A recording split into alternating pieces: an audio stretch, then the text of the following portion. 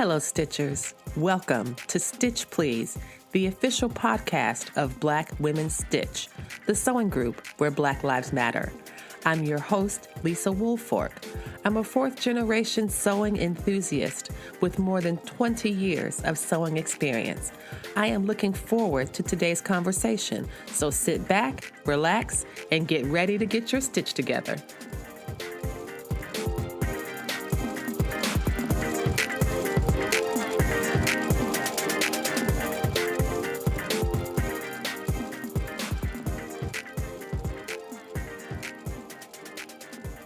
Hello, everybody. Welcome to the Stitch Please podcast. We are the official podcast of Black Women Stitch, the sewing group where Black Lives Matter. And I know I say this every week when I talk to someone, but today I am really super serious when I say that I am thrilled, honored, delighted, and all those great adjectives to say that we are talking today with Carolyn Norman, who is Diary of a Sewing Fanatic on Instagram. She is such a major player, in my opinion, in sewing and home sewing. She makes such beautiful, exquisite work. She's such a powerful voice in the sewing community, and I have long admired her work, and I am very glad that she agreed to speak with us today on the Stitch Please podcast. So welcome, Carolyn. Thank you for being here. No problem. It's nice to be here and talk with you. So let's start at the beginning, or as far back as you are willing to go. When did you start sewing? And I've recently learned that you did some work in design school and you have a lot of this different background. So tell us about like some of your early sewing experiences. I think everyone knows the story that I started sewing at 11. I was and still am a Barbie fanatic. And when my grandparents would give us allowance, I would go to Woolworths. Does anybody remember Woolworths? Yes. And I would buy clothes for my Barbie doll. And my grandmother got annoyed because she thought that it was a waste of money. And so she took me over to the pattern counter at Woolworths and got me a pattern. When we got home, she took an old dress of hers that she was no longer wearing out of her recycle bin because everyone recycled everything back then. And she showed me a few hand stitches and how to lay the pattern pieces out. And I spent the rest of the summer making clothes for my Barbie doll off of that one dress. And I think another dress she finally contributed to the cause since she saw we were so into it. It was me and my cousin. But what really hooked me was when I got home and went outside to play and all the little kids could see all of the clothes my Barbie had. And I realized that I had something that a whole lot of other people didn't have. And I really enjoyed the journey of making that summer. So from there, it just progressed.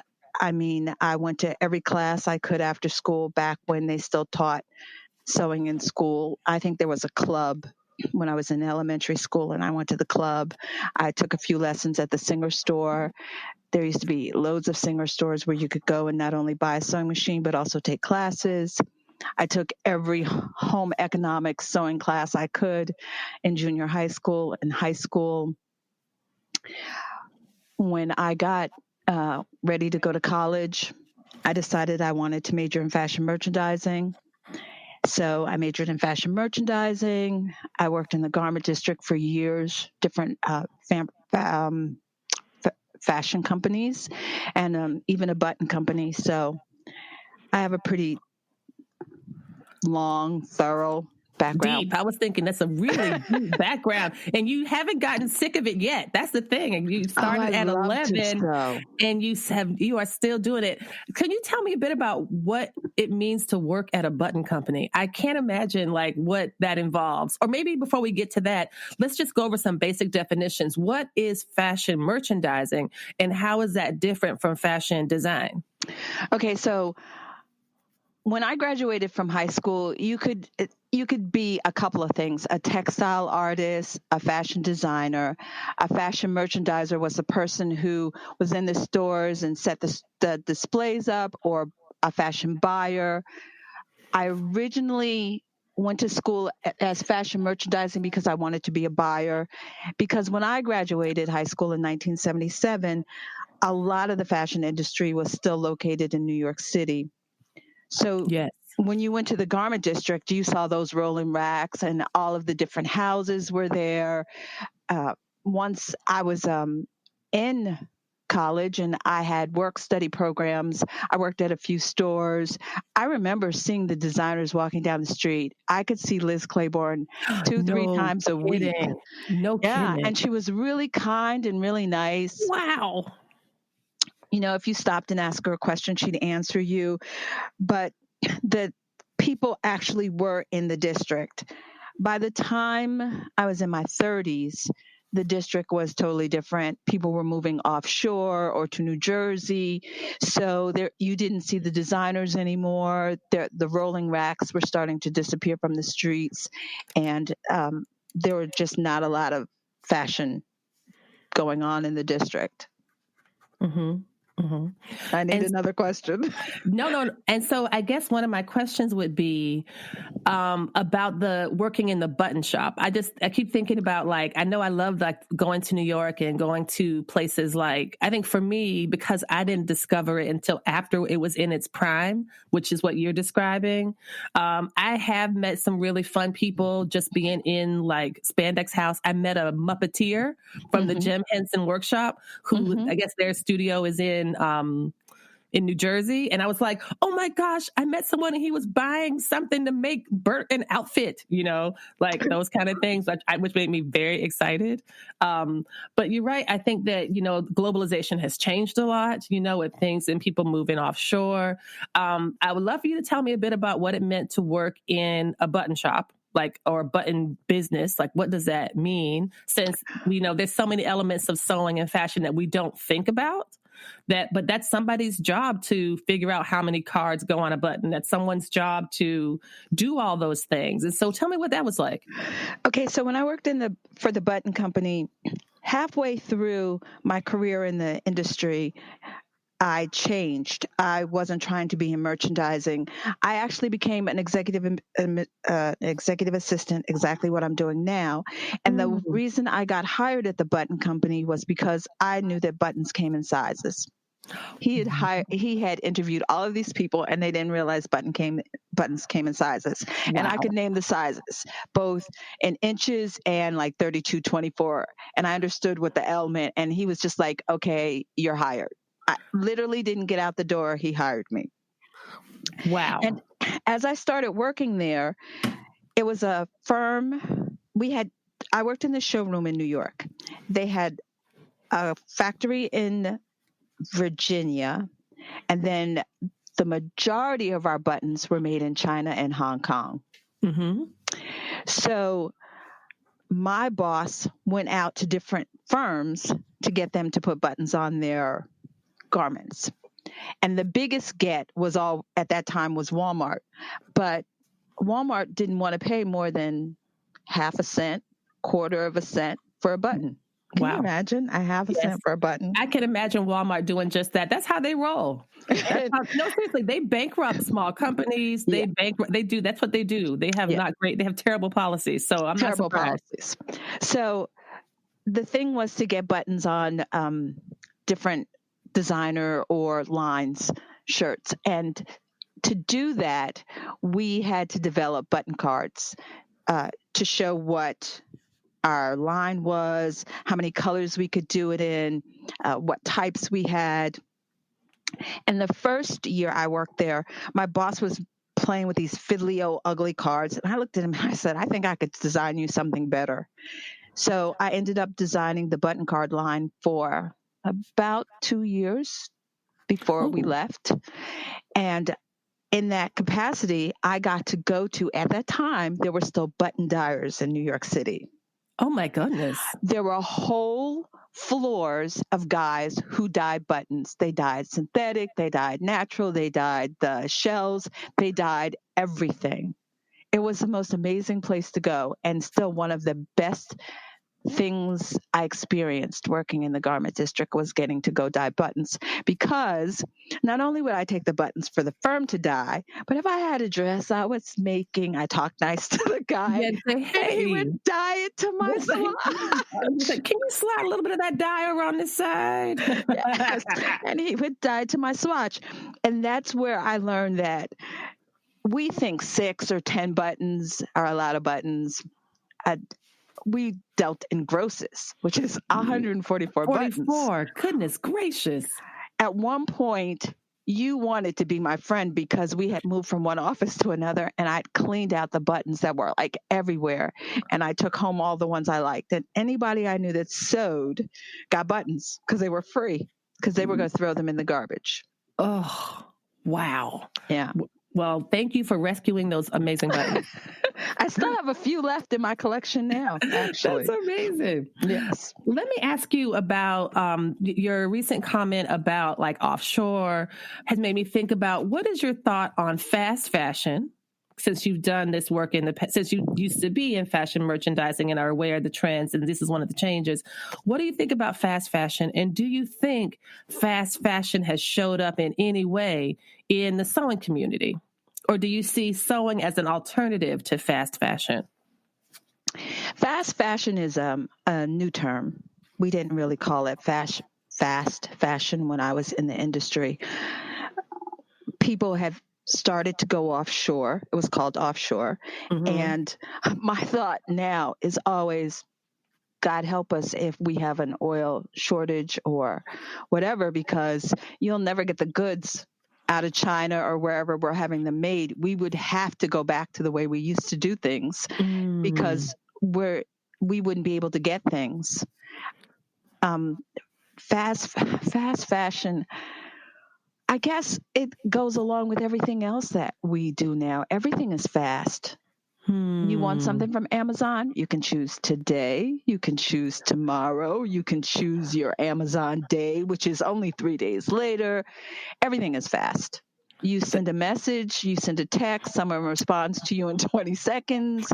And if they don't respond in 20 seconds, you think they're dead off in a ditch somewhere. Correct. Everything is fast now. Everything.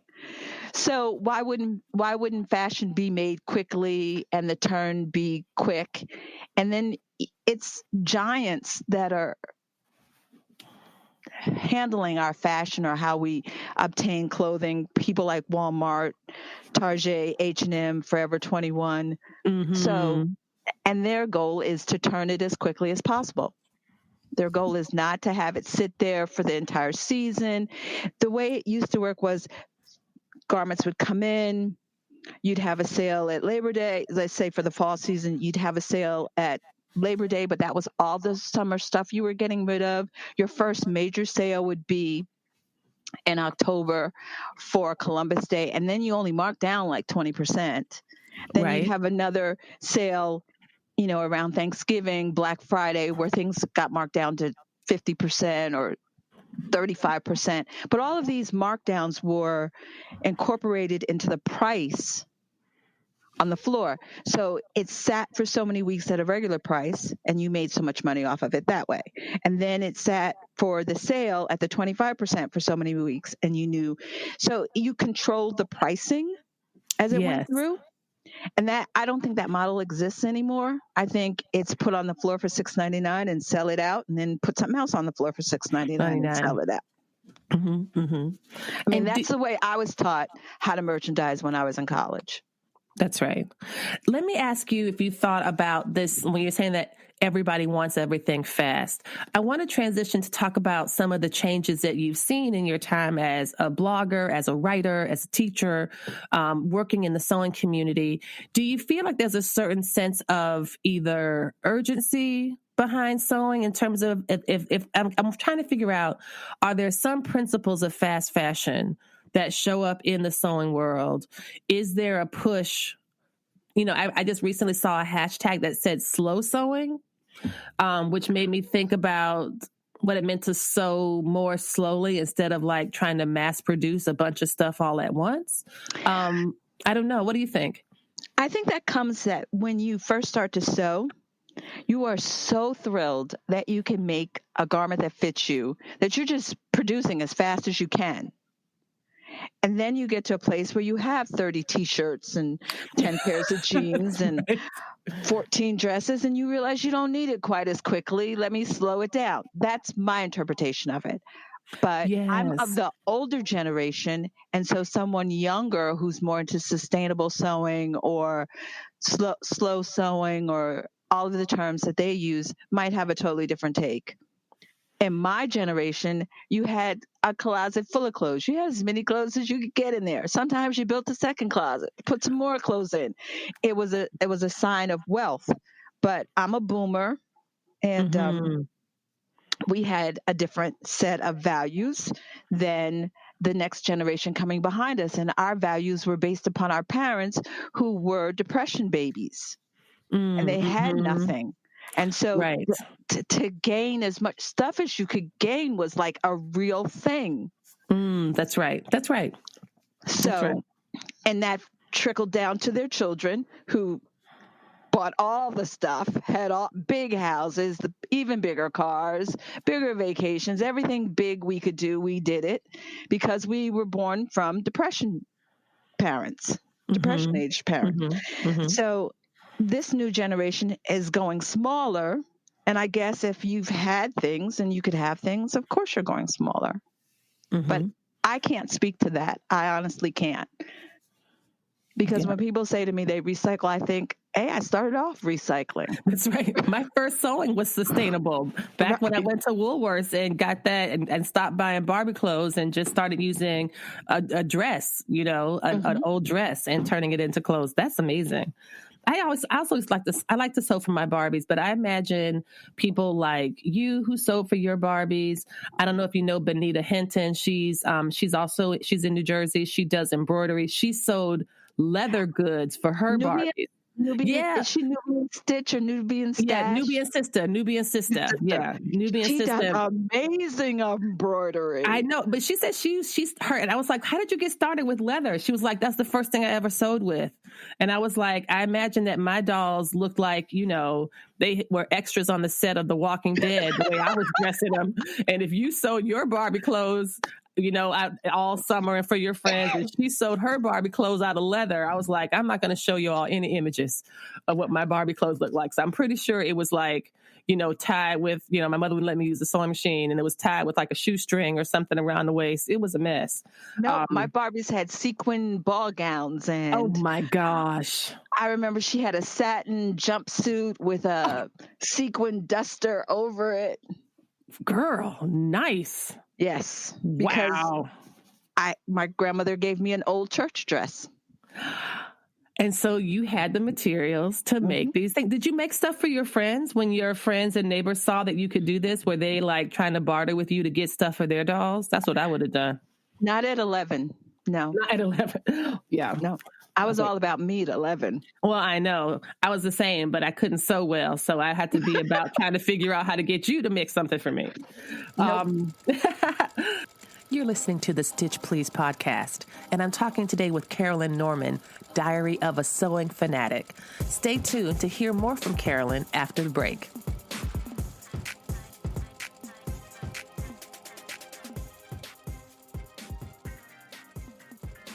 Here at Stitch Please, the official podcast of Black Women Stitch, we talk a lot about sewing. But if you want to see and not just hear about some of the things we've been discussing, feel free to join us on the socials. You can find us at Stitch Please on Facebook, and you can also find us on Instagram at Black Women Stitch. You can find photos of projects that we've been working on, really interesting social commentary, and on Thursdays at 3 p.m. Eastern Standard Time, you can join Black Women Stitch for a live Instagram chat. Again, that's every Thursday at 3 p.m. So find us on the socials, follow up with us. We are happy to hear your direct messages. You can reach out to us at the Black Women Stitch page on Instagram, and we'll help you get your stitch together. You're listening to the Stitch Please podcast, and my guest today is Carolyn Norman of Diary of a Sewing Fanatic. I asked Carolyn about some of the changes she's seen in the industry, and she revealed a really great tidbit about why patterns are so expensive these days. Listen up. Let's talk about some of the other changes that you've seen in your time. And I'm wondering if you wanted to talk a bit about some of your writing. And what you've seen, what changes you've seen or growth you've seen in the field of sewing blogging as a, I don't know if you would call it a field or a practice or a discipline or a hobby, but what changes you've seen over time there, as well as just in general with how sewing has exploded, or do you think it has? Okay, so you have to remember that I learned to sew 1968, 1969. Mm-hmm. So sewing was taught in every high school. Sewing was taught in every junior high school. Mm-hmm. You had mentioned something before earlier when we were talking about the price of patterns. A pattern costs 50 cents. A pattern costs $1. It costs so little because, one, prices were lower, but also because so many people did it. There was a sewing machine in every home. I don't remember going into a home as a small child that there wasn't a sewing machine. It doesn't mean that the person actually sewed a lot, but everyone had one. Mm-hmm. Everyone had one. Yes, it was like a microwave now. Yes. So the cost for a pattern was low because there was in my opinion, there was a larger demand for them. Over time, as women started to go to work, the pattern companies changed to this thing called fast, faster, fastest and they started to produce these patterns so that you could make a skirt in a night, or you could make a shirt in a Saturday afternoon, because, you worked all day now and you worked 5 days a week. So you didn't have that time to devote to leisurely sitting around in your sewing room and making these beautiful outfits to wear to church or out to the parties or whatever. Mm-hmm. And we went to the fast, faster, fastest. Then around the 80s, I think we just sewed, but you could see that the sewing pool was shrinking, especially since they stopped teaching home ec and sewing in schools. My oldest daughter did not have home ec. She will be almost 40, and she did not have home ec in school. Mm-hmm. She did not learn to sew, and the first thing out of her mouth was baby fat. She wanted some baby fat jeans. She wanted the stuff that you could buy in the store. Yes. Right. So the sewing kind of contracted, and then it became like a niche kind of thing. Mm-hmm. Mm-hmm. I told this story on another podcast where I've always sewn. I've sewn since I took my machine to college. I sewed when I worked in the garment district. I sewed through all of it. And I was working at a firm and I didn't get a raise. And the woman said to me, I didn't need a raise. They gave raises to people who needed raises. And I was like, what are you talking about? Wait. She goes, what are you talking about? She goes, well, you always have such nice brand new clothes on that we just figured you didn't need a raise. And I looked at her and I went, I made those clothes. And she was like, what? People don't sew anymore. Yes, they do. Wow. And I learned from that for like every subsequent job. When people would start saying things about my clothing, I'd go, well, I made it. I made it. Give me a raise. Right. Make sure that I don't lose a raise over that ever again. Exactly. It's like I do a great job here at this job, and then I go home and make clothes. So there we go. So I need the money.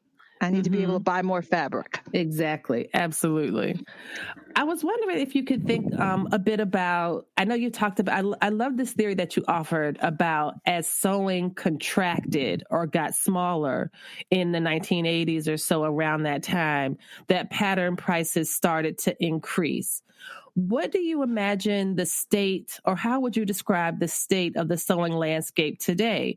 Do you still think that it's shrinking? Because what you just described really helped me, because I couldn't figure out how or why the price of patterns didn't keep up with inflation. Because, when you look at the differences in inflation between 1970, for example, which was the year that I was born, 1970 and today. Oh my God, you were born in 1970? I know, right? Isn't it? That's crazy. Okay. I know. Isn't that bananas? But you know what? The funny part is my son and I were talking. I dropped him off at college and he said, Mom, our new show is coming out. We're going to watch our episode. I said, okay, cool. When is it coming out? He says, oh, I don't know. Sometime in 2020, they said. And I was like, oh, we have to wait 20 years to watch that show? And he was like, Mom, what year do you think it is? And I was like, it's like 2000, right? And he's like, Mom, it is 2020 right now. That is the year. Because it sounds like a fake year. Like, I cannot believe it is actually 2020. I keep writing it down on checks and stuff, and I'm like, this can't be right. Yeah, so... Just think, I went to kindergarten in 1965. I remember JFK being assassinated. Wow. I mean... I remember Martin Luther King being assassinated. Wow. I remember learning Martin Luther King. We had a hymn about Martin Luther King that we sang in my elementary school because it was right around the time he must have gotten his holiday or something. Mm-hmm. I don't know why we were thinking about that, but we were definitely thinking about that. But I don't remember those things. I don't have those memories, but I have other ones that are not nearly as, historically significant. The turbulent 60s, the disco 70s. I remember all of it. Oh, that's amazing. That's amazing. The Jackson 5 on TV. I wanted to be Mrs. Michael Jackson. And Penny on Good Times, when Penny came on Good Times. I watched Penny on Good Times. And when she was on Different Strokes. Let's not forget she was also on Different Strokes. Gosh. Have you ever gone back to watch any of those shows, like on Nick at Night or whatever? Or now Nick at Night is like the doggone Fresh Prince of Bel-Air. That's allegedly like old school television. And I'm like, it's from the 90s. And they're like, yeah, it's old. And I'm like, shut up. I'm going to stab you in the eye with this fountain pen. Like, wow, then you can imagine how I feel. Exactly. Yeah. I was raising children who watched The Fresh Prince.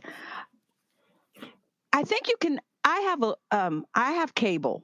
Because I live with my mother and cable is easiest for her.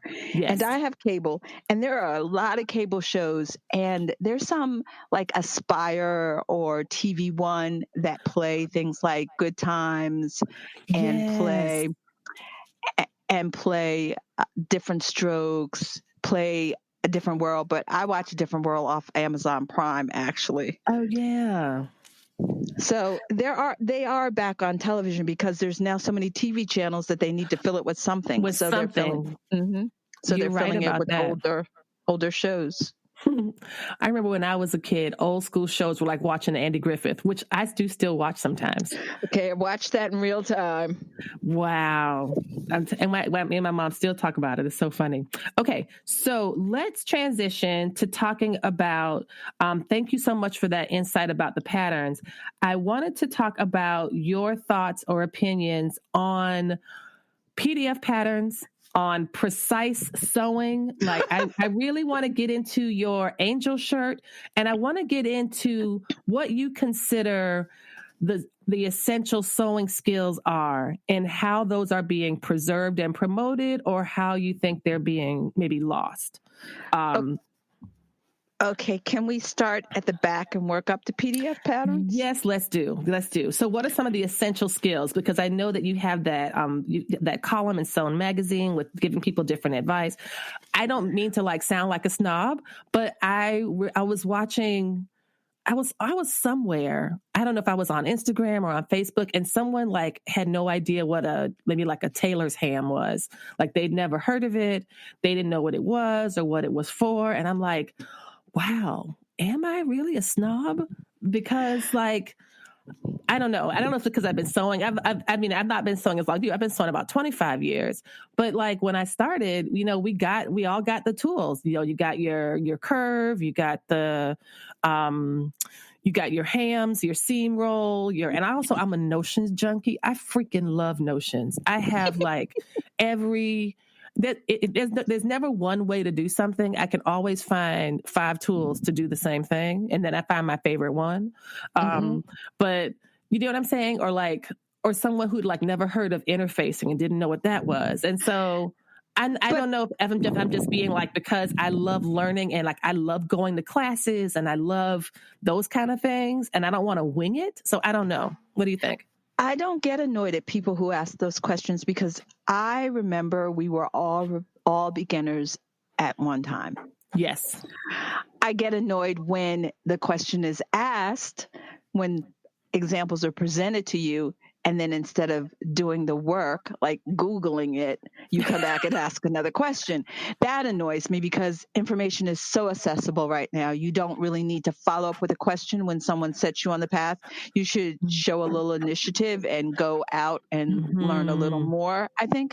But I don't get annoyed when people ask what some people think of as dumb questions, because a lot of people are coming to sewing as adults or young people, and they didn't have the benefit of a class or a mother or a grandmother to teach them how to sew. So they have a lot of questions. And when they make that first thing and they have so much enthusiasm and they look up and look around and see what other people are making and how beautiful they are, and they want to get there. So they ask those questions. And part of it is because at that point, they also don't know what to Google to get the answer to the question. That's right. So I don't have a problem with that.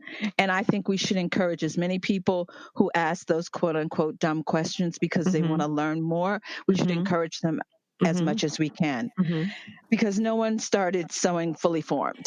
We all started at the beginning. We all had to learn how to do it. Okay, so did that answer that question? It did. I realized too that I ask questions in clusters because I'm so excited, and so like I'll ask like 5 questions at a time, and I know that's annoying. So thanks for being so patient. No problem. And the second part of that question was? I think the second part of that question was: do you believe that there are essential sewing skills? And are they continuing? Are these being promoted or are they being lost in today's environment? And I just want to be clear. I never said anything was a dumb question or a stupid question. No, I agree with you. I agree with you. I agree. I don't think that I think that people don't know unless they ask. And like, I wouldn't have known that it was called a tailor's ham unless my mother-in-law actually gave it to me when I first started sewing. And that's the same one I've had even since before I was married. She gave that to me. So I've had it forever. And then I see them around and I collect them and I get more because, I like Notions. How many do you have? Well, Carolyn, this isn't really like that. That's not the kind of program we're on right now. Like no one cares about how many hams I have. I mean, that's not like, you can't really flip it on me to say how many hams I may or may not have. It was just an intriguing thought that maybe there are like 10 of them lined up perfectly. There may or may not be some of different sizes and different variations, and may or may not. Well, there are different pressing hams. There's a bigger, fatter one. There's a skinnier, smaller one. There's a long, skinny one. I do know. There's one for a pants leg. I mean, I think people think that there's like one kind and you're supposed to use it for everything. And no, you can end up with about 5 or 6 of them. But I just saw 10 fat little hams. Well, I do like ham in all forms. Let's just put it that way. I like ham as in the animal pig bacon, and I like ham as in the really cool sewing Notions. And I do have some pretty, really interestingly shaped ones that are just like that people like when they stopped sewing, or they've moved on or whatever, they give them to me, and they are freaking amazing. Really, really. Yes. And so in terms of essential skills, do you think that, I know there's no one right way to sew. No. I have one. Oh, you do? Tell me. I have one, and it's like my pet peeve. And I'm going to throw out someone's name that I don't know if a lot of people know, but Anne of Gorgeous Fabrics has written some amazing columns about pressing. Oh my God, Yes. can we just press the seams? Press them flat, press them open. Yes. Take the time to press your seams. Make sure you learn the proper setting on your iron to get the best seam. Buy a seam roll so that you can put that seam on that finished seam on top of it so you can press it. Get some pressing cloths. Pressing cloths are important. You should have several kinds. If you can't afford a needle board to press velvet, then use a towel, but press everything. I love it. I am so excited. You know, I'm so excited because one of the very first episodes of this podcast was all about pressing. It was about pressing versus ironing. And like, you know, iron, this is what is ironing, but pressing is absolutely essential. And it was about, I talked about this press cloth. I had this one poor little raggedy press cloth that I have had since my oldest, who's now 21, was a baby.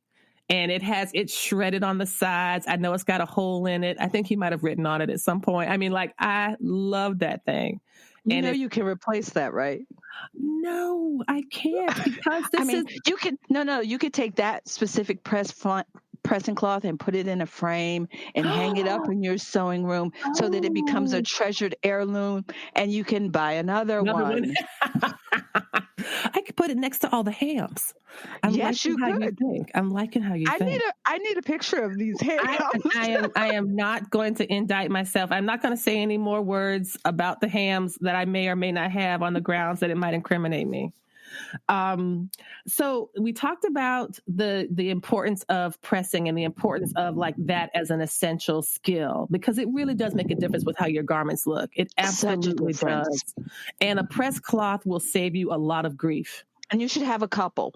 Yes. You shouldn't have just one type. I have a couple. I have muslin ones. I have silk organza ones. I have an old Dritz one that I probably don't use. And I can honestly say I probably use my silk organza ones the most because I can see through them. Yes. And yet press, and it works. And because they're silk, they take a lot of heat. They take a lot of steam without bending out of shape. Yes. It's one of the best inventions ever. I mean, and I didn't even buy these. I just sliced them off the end of the bolt of silk organza I had. I even have them in lengths and sizes. Like I have long, skinny ones for pants and shorter, square ones. Yeah. Oh, that's excellent. That's a great idea. I do have some transparent ones, but I think I might have bought them as transparent. Maybe they are silk organza, but they're not nearly as nice and as long and varied as the ones you're describing. Buy a yard of silk organza and cut it up in different shapes. And just be done with it. Be done with it. Yeah, I think that's a good idea. Silk organza, not polyester. No. Because, we do not want us to melt on my on my garment. Right. So silk organza, that's lovely. You're listening to the Stitch Please podcast, and I'm talking today with Carolyn Norman, Diary of a Sewing Fanatic, about some sewing essentials, changes in the industry, and blogging and influencing and more. Stay tuned for more from Carolyn.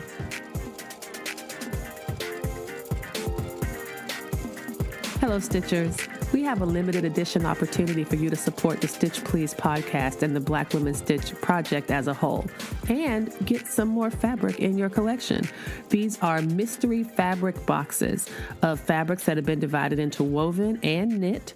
There's boxes that are stuffed with black and white fabrics. There's boxes of chevron fabrics. There's boxes of fabrics called, I think, Adventure or Nature or something like that. And these are completely full of fabrics. These are medium flat rate USPS boxes that can be sent directly to you for $30, and that shipping is included. So if you're interested in building your stash or taking a chance on some really cool fabrics, let me know. You can DM me on Instagram at Black Women Stitch, or you can send me an email at blackwomenstitch@gmail.com, and we will send you a mystery box of very cool fabrics, $30, shipping and insurance included. And that'll help you get your stitch together too. Thanks. You're listening to the Stitch Please podcast. My guest today is Carolyn Norman of Diary of a Sewing Fanatic. And we're going to talk now about PDF patterns and diversity in the sewing industry. Stay tuned. Let's shift to talking a bit about, I wanted to talk about PDF patterns. Your thoughts on those. I know they are popular. And I'm unless you don't want to, we don't have to. No, we can talk about PDF patterns. I just feel like I'm the old woman in the shoe railing against the people walking by. Don't buy those. And I wanted to talk about diversity in the sewing community in terms of race and size inclusivity, and some of your thoughts on that, because I definitely admire your leadership and interventions and using your platform to kind of speak out about that. So I think that's really, especially at Black Women Stitch, we really are about that. We are about, not diversity, because I hate that word. It's a word that I think means everything and nothing. At least the way that it's come to be completely watered down. But there's a group of people who really like that word. It might not be us, but there is a group that really likes that word diversity. It makes them feel good to say it. I suppose. But those are not the people that I choose to center in anything important in my life, and certainly not on this podcast. So let's talk about PDF patterns and why you hate them. So first, let me tell you why I started out as a hater. So that way you'll know that you're on friendly terrain. So I did not like PDF patterns because I used to buy all my patterns, well, I still kind of do, from the store you love to hate, also Joann's. The craft store. Yeah, the craft. I used to go there. I still do. I'm not going to front. I was just there 2 days ago, and I'm sure I might go tomorrow. I'm actually pretty sure I am definitely going to Joann's tomorrow after work. So I was visiting the crack house. Yes. Crack is apparently really addictive, and so is Joann's. I admit that. That's the first step to recovery. So I would buy my patterns for $1.50 or $1 or $2 or $5, never more than that. They never got up to be that high. Can I tell you a quick story before you go any further? Yes. You guys are spoiled. Yes. Spoiled, because up until the last decade, maybe, nobody ran $1.99, $2.99, $3.99 pattern sales. Literally. I remember being thrilled to get a flyer that they were 2 for $5. And they happen like once every 3 or 4 months. And I would buy. My kids can tell you horror stories about having to wait to get into the store and having to sit at the pattern books while I went off with this list of 20 patterns to find because I waited for the 2 for $5s. Wow. You guys are spoiled. I think we are spoiled. I think, and I definitely admit that. And I feel like they are trying to shake us off that spoiled pattern right now, or so to speak. They're trying to survive. Yeah.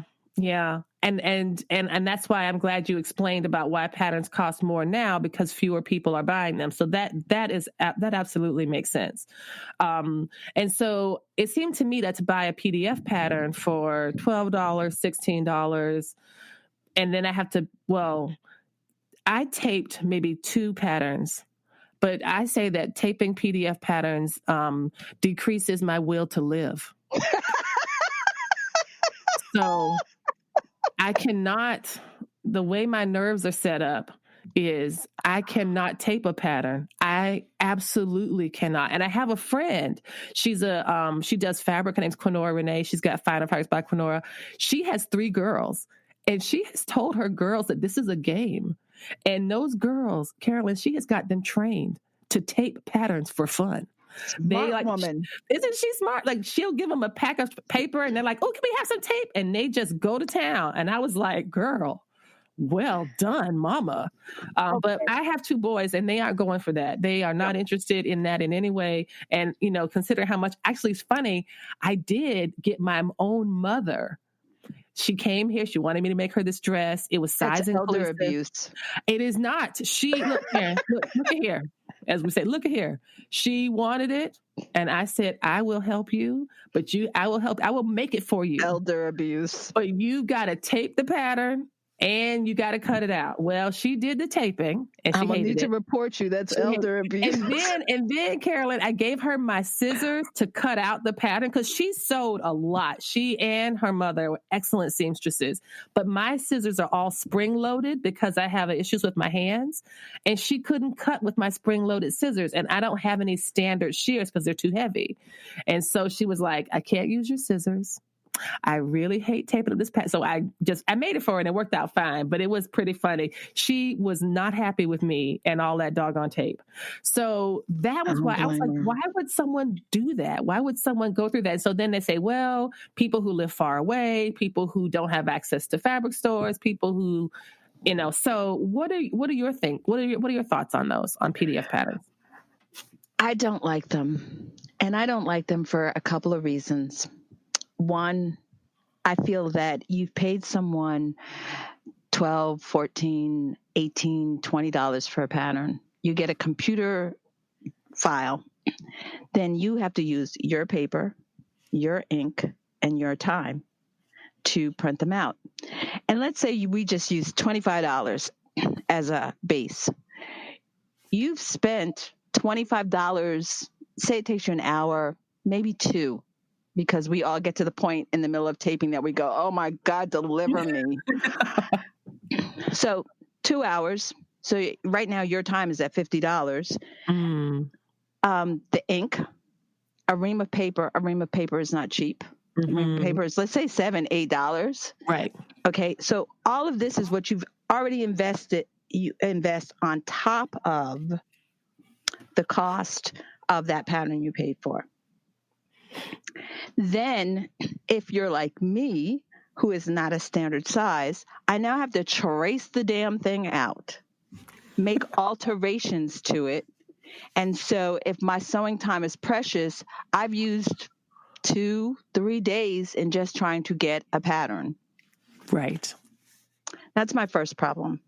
So then people go, but you don't have to tape it. You can send it to PDF plotting or one of the plotting people. Mm-hmm. So that's another $8 or $11. Mm-hmm. So you dropped 14, 12, 14, 20, whatever. And then you drop another $8 to $10, $11 for a pattern. And so your cost now is up around the cost of a Vogue pattern, not on sale. Right. Okay, so that's my first challenge with it. Now, I understand people who say that they live in remote areas and that the only way they're going to get a pattern is the PDF version, and so PDF patterns work for them. And I'm not knocking them, because I'm sure if I lived in the Antarctica and wanted to sew, and the person that I moved there with would only let me cart 10 of the 150 boxes I have, I might be more inclined to try PDF patterns, because I'm sure there's not a craft store, or I know you hate Hobby Lobby. We're not even going to talk about it. We're just going to agree to disagree. Yes, indeed. A Hobby Lobby around, a Walmart, again, so I know people hate that place too. Or even if I wanted to order those patterns from Club BMV, yes, it'd probably take me to the next season to get them. So I understand why people in remote areas use PDF patterns. But for us, where it's really convenient, I don't understand it. I don't get it. And the word I use most of the time is scam, which I'm sure does not make me appealing to any of the indie designers who do such hard work in bringing out those lovely patterns that everyone loves. So it's just my personal thing. I don't like PDF patterns. I get it. And I'm glad that we could share that so that other people can know what you think and people can develop their own opinions. Right. It's on my blog. All you have to do is read the blog. I've ranted there enough times about it. Let me ask you about size inclusivity, or inclusivity and diversity in the sewing community more generally. It's getting better. It's getting better. One of the reasons that some people do like PDF patterns is that the independent designers, they argue, and I do think this is true, are more size inclusive than the big four. I believe that there are some independent pattern designers out in there the last 12 months. who are, In the last 12 months. So you think this is a very, very recent development? Yes. Tell me more. Come on. Why? There was this huge hullabaloo just a year ago. The Socialist just posted about it a year ago, where there was an Instagram post written, and all of these indie designers came on, who we will not name names because people are really trying to get better. And so, yay for trying to get better. But they were giving all the reasons why they did not have to size up. Whoa. So, no, it's in the last year. Please, come on. Yep. Please. And I've been fighting with the Big Four for at least from the beginning of my blog. If you go back and read stuff at the very beginning of my blog, I used to regularly rail against the fact that they would bring out a pencil skirt, but they couldn't grade it up to a 22 or a 24. And I don't care when anyone says the Big Four still has a thin problem. Yes. They still have a thin problem. Look at the examples of things that they show on their social media. Look at the examples of things that they think are well fitted or are wonderful makes. Yes. Yes, they include a fat girl every now and then. Yes, they make sure to include people of color, all people of color. But that's easy to do because all of us is out here sewing and we're on social media. That ain't hard. That's right. And then I think they're lacking in the fact that they make children's patterns, but you never see children on their Instagram feeds or their social media feed. I think they're lacking in the fact that there's a whole set of men who are sewing now. That's true. And you rarely see decent men's patterns. So why is their market share shrinking? Because they're not serving the market. Yeah. Ask me the last time I bought a Butterick, McCall's, or Vogue. It's been a year. Wow. Why? I've been such a faithful customer since I was 11 years old. But if I'm not running out to buy the latest pattern, to quickly whip it up, and then find me a wonderful spot to stand and pose and take a picture, then you don't want to acknowledge me. And you asked me when we weren't talking, and this is where I'm going off the rails, and people are going to go, oh my God, let me unfollow this crazy lady. Or you'll get new followers. This is my challenge with sewing and social media today. Everyone gets to do it the way they want. I'm not knocking anyone's game. If you are into, sewing and posing and doing the best pictures you can, hey, go for it. Yay, rah, rah for you. But I miss sewing where I got to see details. And I miss sewing where I got to see your process. And I miss sewing where you explained why you picked that piece of fabric, what drew you to it, and how you manipulated it, and why you even thought that would work for this garment. I miss that. And when we first started out in social media and sewing, that's what it was all about. Yes. It wasn't about pretty pictures. Right. It wasn't about how many garments you could make, how fast you could make them, how fast you could get them up on your blog, how many pictures you could take, blah, blah, blah, blah, blah. It wasn't that. It was about the process, and it was about the love we had for the craft. Yes. And I don't always see that now. And I follow a lot of people. Yes. That's I really love that. Thank you for that, because it seems like now it's much more, at least what I hear you saying is the preoccupation is no longer with the process. It's with just the outcome.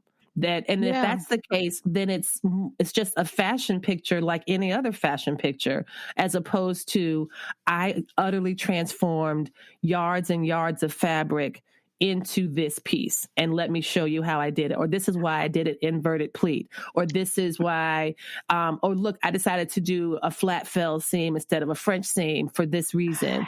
And like those kind of things. Even all of that seaming stuff. Okay, you know, I flat felled all those seams in my shirt. Why? Why'd you waste that time? Oh. Why? What does it prove? What did you do it for? Once you know the technique and you can do it, unless you're wearing a man's shirt, I don't understand why women are flat felling all the seams in the shirt. But again, crazy lady talking over here. So please feel free to disregard me. This is just my opinion. My thing is the love of, why did you pick that fabric? Why did you use it for that garment?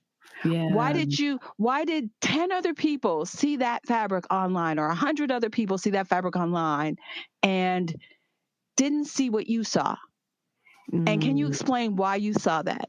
And then why did you decide to do these kinds of things to it?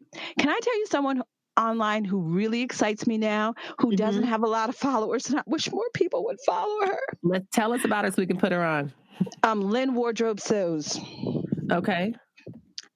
I know she takes fancy pictures, but she's in California, so I give her that. But her sewing is immaculate. And lately she's been sewing a lot, and she sews a hell of a lot better than I do. Okay. I'm the first to say when someone sews better than I do. I love to sew, but I'm not precise. I am not precise. I find that hard to believe. I am not precise. If I was precise, the angel shirt would have been right the first time. I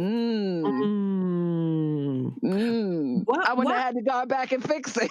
Well, since we are on the angel shirt, I love that because I love when I'm doing like my fussy cutting and all that. I love that kind of symmetry and replication that we can see in patterns. So tell me about what happened the first time with the angel shirt. Because when I looked at it the first time, I was like, uh-oh. And then I looked at it again, and you had fixed it, and I was like, "How is this? How did she do that?" So tell us about the shirt. Was a hot mess when I sewed it together, and I was so pissed because that was one of those times where I hadn't relied on a little bit of luck. I'd been precise. That's why I don't sew precise. I've been precise. I laid the pieces. I checked to make sure. I'd marked to make sure the markings were right, and still somewhere in there is shifted. And so my two pieces were different. Wow. And so the choice was to trash it, to wear it as is, or to fix it. And I was in a good mood that night after being so pissed. And I decided I could fix the shirt.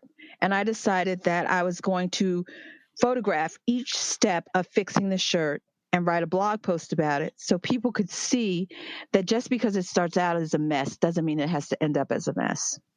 Yes. And so I fixed the shirt. And then I linked to the blog post, and you could see step by step how I fixed it. And I tried to make the wording simple enough so that people could follow along. Because I like that part of of sewing. I don't need to make 50 million things anymore. To me, it's the challenge of how can I take that piece of fabric and make it into something wearable? To me, that's magic. Yes. To me, that's a superpower. That's what I like about sewing. Yes. And I just would like to see more of that from other people. Yeah. So tell me what's next for you. You were saying earlier that you aren't like promoting any products, or you're not like, partnering with any type of so what's next for you when you think about sewing for 2020? What does Carolyn's 2020 sewing look like? Do you have any plans? I just want to sew. I have no plans, though some of my friends wouldn't say that's true because they'll say, what are you sewing next? And I'll run down a list of things. But seriously, it's just to sew. I just want to sew. Then another reason why I haven't partnered with anyone is that I want to be able to say whatever I want to say about the election that's coming up. Same. That's why I don't have any sponsors, Carolyn, because I want to say whatever I want to say about everything. Everything. For this, no, I don't need you. Nah, I just no. And I don't No. need free fabric, and I don't need buttons, and I don't need trim, and I don't need patterns. And Mm-hmm. the people who really adore me, shout out to Jenny Cashmerette. Oh, sweet. She understands that sometimes I need to say something, but that's okay. But no, I have nothing coming down the pike. 2020 is I'm just sewing. Well, I just want to thank you so much for taking the time to have this great conversation. And I know you are incredibly busy, and I really appreciate your generosity of spirit to take, and the generosity of your own schedule to take the time to have this conversation with me today. And so tell us where people can find you on the socials. I'll include all those links in the show notes. I only have two things, Instagram and my blog, because I need to sew. And I can't be all in the socials if I'm sewing. There is more truth to that. Absolutely. Thank you so much for being here. Thank you for this wonderful conversation, and we'll be in touch. Okay, great. It was great talking to you.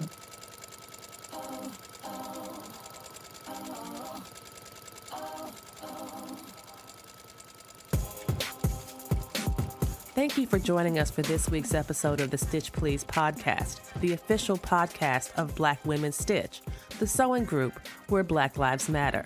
There are a variety of ways that you can support the program, and you're doing it right now.